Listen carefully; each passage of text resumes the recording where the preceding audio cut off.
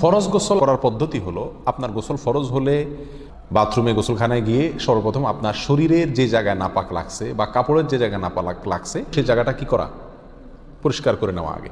যদি আপনার জায়গাটা চিহ্নিত থাকে যে এই জায়গাটা নাপাক লাগছে, ওই জায়গাটা ধুয়ে ফেলান। এরপরে নামাজের জন্য যেভাবে আমি অজু করছি সেভাবে অজু করা।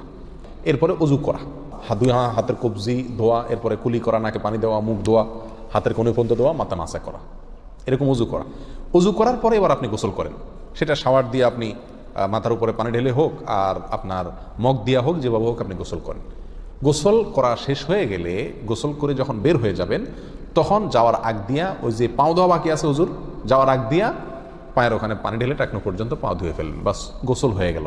এই ভিতরে আপনার শরীরের প্রতিটি অঙ্গের প্রতিটি জায়গায় পানি পৌঁছানোর চেষ্টা করতে হবে। প্রকাশ্য অঙ্গ যেগুলো, নাভির প্যাচ থেকে নিয়ে, বগলের নিচ থেকে নিয়ে, আঙ্গুলের চিপা থেকে নিয়ে, প্রত্যেকটা জায়গায় যেন পানি যায়, সেজন্য সেখানে পানি পৌঁছানোর চেষ্টা করতে হবে। ডলার দরকার হলে ডলবে, যেভাবে ওখানে পানি পৌঁছাতে হবে। কানের প্যাঁচের ভিতরে, একেবারে গভীরে না, প্যাচগুলোর ভিতরে যেন পানি যায়, সেদিকগুলো খেয়াল রাখতে হবে। কোনো একটি জায়গা যদি শুকনা থাকে তাহলে কি হবে না, ফরজ গোসল হবে না।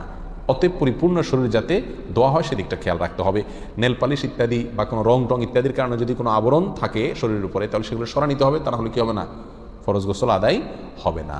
কথা, প্রথমে শরীর এবং কাপড় থেকে নাপাকগুলো ধুয়ে নেব, এরপরে অজু করব পূর্ণাঙ্গভাবে, পাও ধোয়া বাদে, এরপরে গোসল করব।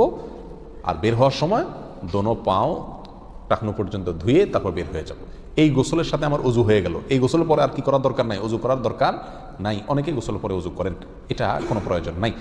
তবে কেউ যদি গোসল করা অবস্থায় তার পেশাব চলে আসে, অনেকে আছে পানির স্পর্শ লাগলে পেশাব বেশি আসে, তো গোসল করা অবস্থায় যদি তিনি পেশাব করে দেন বা অজুভঙ্গের কোনো কারণ তার ভিতরে আসে, তার বায়ু ছাড়লেন, তাহলে তো সেক্ষেত্রে অজু যেটা শুরুতে করছিল ওইটুকু তো আর নাই।